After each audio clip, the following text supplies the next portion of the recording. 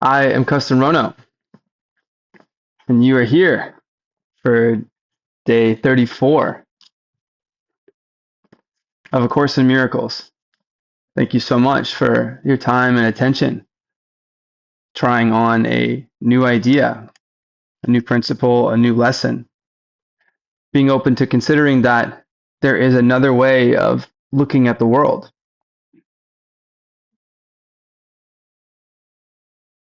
There is another way of looking at this.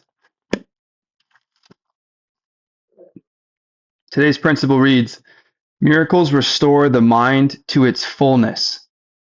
By atoning for lack, they establish perfect protection.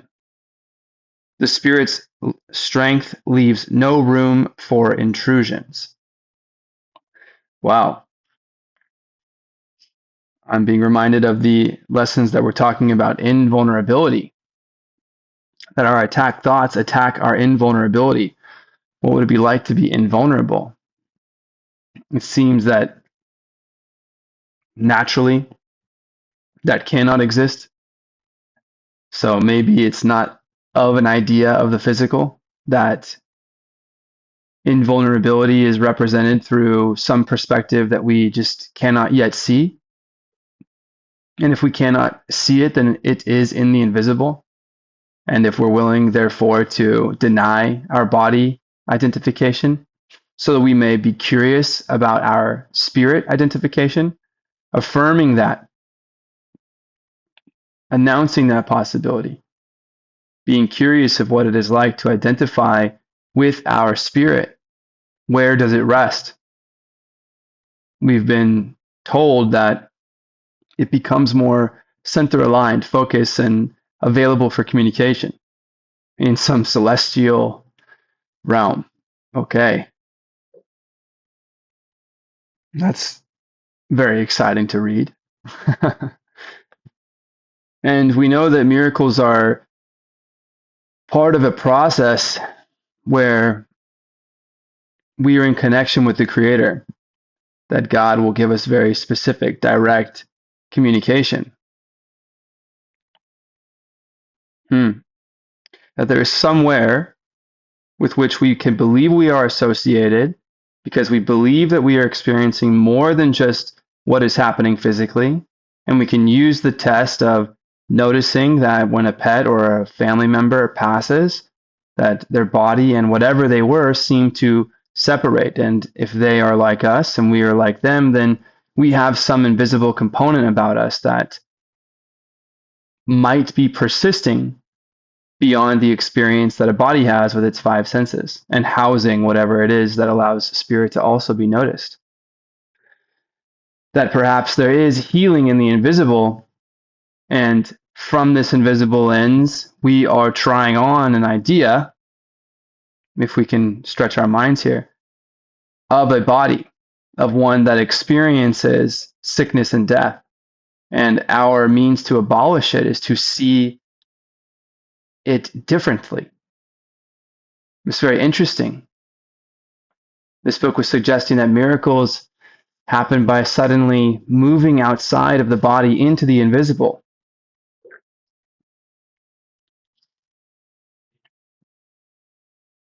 By placing you beyond the physical laws, they raise you into the sphere of celestial order. In this order, you are perfect. Miracles restore the mind to its fullness. Restore the mind to its fullness. So there's a note here, of course, that a mind can be in lack of fullness. And miracles are this process of transferring something from somewhere that temporarily has more to somewhere that temporarily has less. We can notice this idea that if miracles restore the mind to its fullness in this transfer, supposedly from the source of love to an area of lack, we become fuller with what it is that a miracle offers: blessing, strength, love, forgiveness, sovereignty, perfection, fullness. And as we can't give what we don't have, we can give what we do have. And we're learning that we are charging some portion of our life, at least some portion of it, with our thoughts. There are no neutral things because there are no neutral thoughts. And we've already admitted together that how we are feeling can be expressed with body language or tone, even if we don't mean to, and therefore affect how someone could be receiving it relative to their experience and where they're feeling in life, and then cause them to feel motivated or not to take an action thereafter. That we are having an impact, even at least locally. So may we be full. By atoning for lack, they, miracles, establish perfect protection. So atoning, remember, atoning means undoing. The atonement is when the chain of forgiveness is complete. That's atonement. And atonement works all the time and in all the dimensions of time, suggesting that it already is possible, or it already is. Atoning means undoing. Miracles restore the mind to its fullness by atoning for lack. So by undoing lack, they establish perfect protection. So that in our fullness that we receive by this spiritual identification, affirming it, in our fullness to be able to participate in miracles, our mind, wherever it is that our thoughts are created, our imagination, presumably an act of the Spirit, it's invisible. We're being asked to notice that anything in our minds and anything that we may see and believe is 3D real, that these are both ideas in our imagination, that our imagination is more powerful than we're imagining. Miracles restore the mind to its fullness by atoning for lack, by undoing lack. Miracles establish perfect protection. In our fullness, we are perfectly protected. Perfect peace, perfect safety, freedom from worry. Miracles are this process of honoring us because we are lovable. The Spirit's strength leaves no room for intrusions. The Spirit's strength. We know we are strengthened through the process of miracles, that it is a blessing to give and to receive. That by forgiving, we are given God's forgiveness. That miracles express love from a source of love, and they do so maximally. That we are imbued with this idea that our thoughts are the causes of the effects that we are experiencing.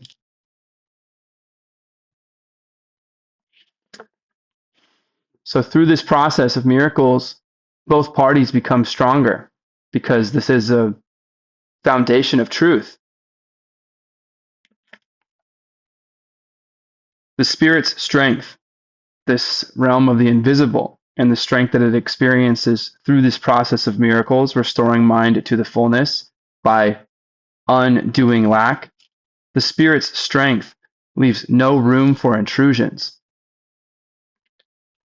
When we are in this process of miracles, affirming the Spirit identification, casting aside the body identification, whatever that is like, to move into that new perspective.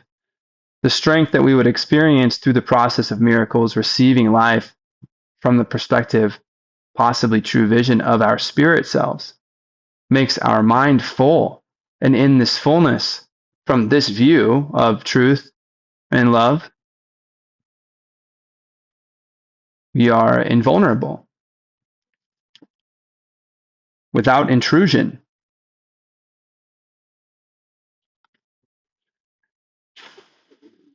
Perhaps we remember then that darkness cannot hide and fear is an illusion. What, I suppose, could even attack us then? Wow, an interesting proposal, something wonderful to consider. perfect protection, perfect peace, perfect safety, freedom from worry. This is where we are headed. Lesson 34. I could see peace instead of this. You could see peace instead of this. I could see peace instead of this. The idea for today begins to describe the conditions that prevail in the other way of seeing, the other way. There is another way of looking at the world. So let's discover the conditions that prevail in this other way. Peace of mind is clearly an internal matter. It must begin with your own thoughts and then extend outward. It is from your peace of mind that a peaceful perception of the world arises. Our mind, its ability to know fullness, comes from the process of miracles, by atoning for lack, by undoing the lack. Then we become perfectly protected, full of strength in this spirit identification affirmed, with no means for intrusion. Peace of mind is clearly an internal matter. It must begin with your own thoughts and then extend outward. These thoughts, miracles are thoughts. Our thoughts are not neutral, and they therefore reflect around us in the lack of neutrality in things. So we need to adjust this at the cause, our thoughts, in order to notice and affect our experience. Peace must begin with your own thoughts and then extend outward. It is from your peace of mind that a peaceful perception of the world arises. 3 longer practice periods are required for today's exercises. 1 in the morning and 1 in the evening are advised, with an additional one to be undertaken at any time in between that seems most conducive to readiness. All applications should be done with your eyes closed. It is your inner world to which the applications of today's idea should be made. Okay, so 3 periods spread throughout the day when we feel readiness. No need for hurry.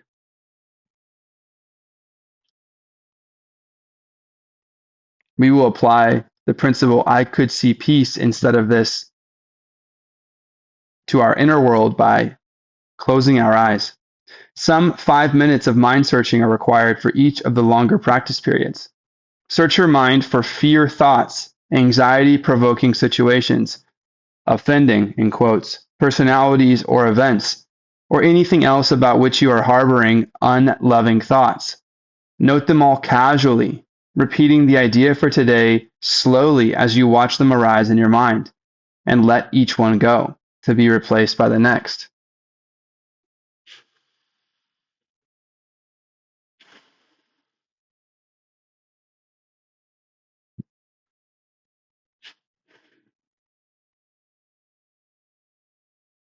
I could see peace instead of this.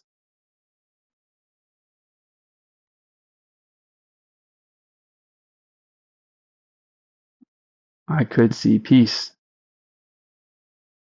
instead of this.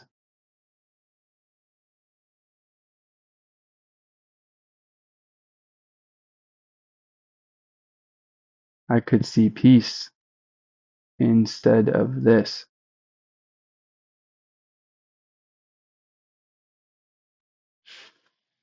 Again, search your mind for fear thoughts, anxiety-provoking situations, offending personalities or events, or anything else about which you are harboring unloving thoughts, noting them casually, repeating today's idea that you could see peace instead of this, slowly, and letting it go.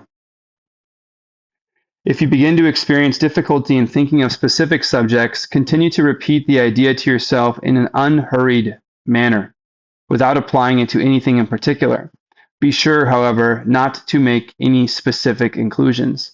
So anything that this could apply to that comes across our mind, we don't want to skip it and imagine that it does not apply. We want to allow this idea to apply to any unloving thought that we are harboring. And if we cannot think of something, that's okay.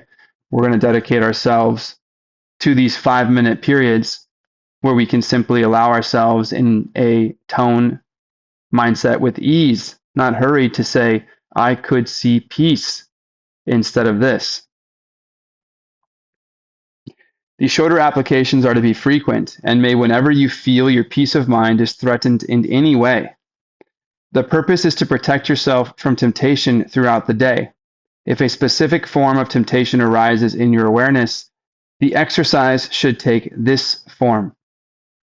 I could see peace in this situation instead of what I now see in it. Okay?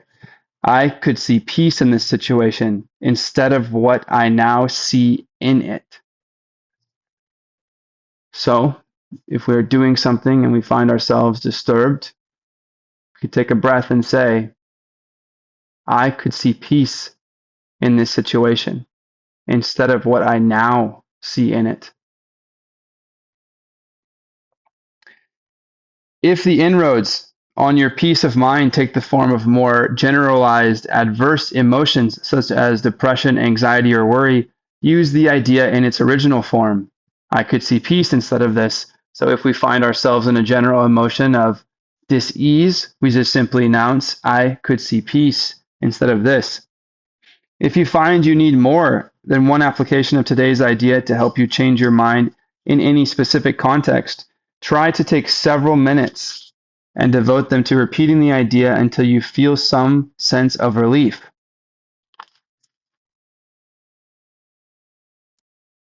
So, if you stumble upon something that is an unlovable thought and you choose to say, I could see peace instead of this, but you feel particularly stuck, we want to allow ourselves in an unhurried manner to repeat today's idea for several minutes.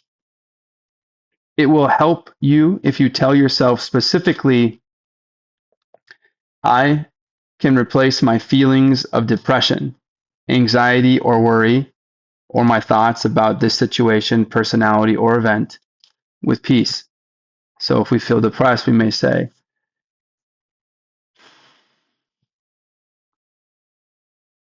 I can replace my feelings of depression with peace.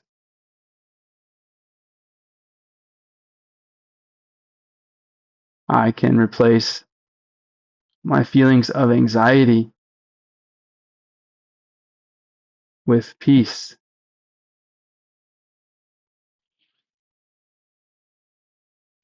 I can replace my feelings of sadness with peace.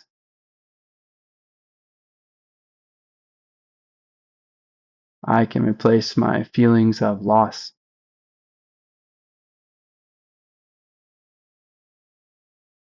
with peace.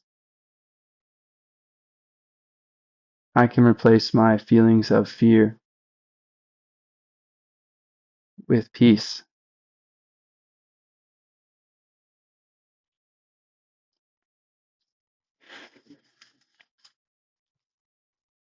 I could see peace instead of this. I am Kesten Rono, and I could see peace in this situation instead of what I see in it now. There is another way of looking at the world. Please try the idea of seeing peace on 3 times today for 5 minutes each, and any other time you may feel distressed.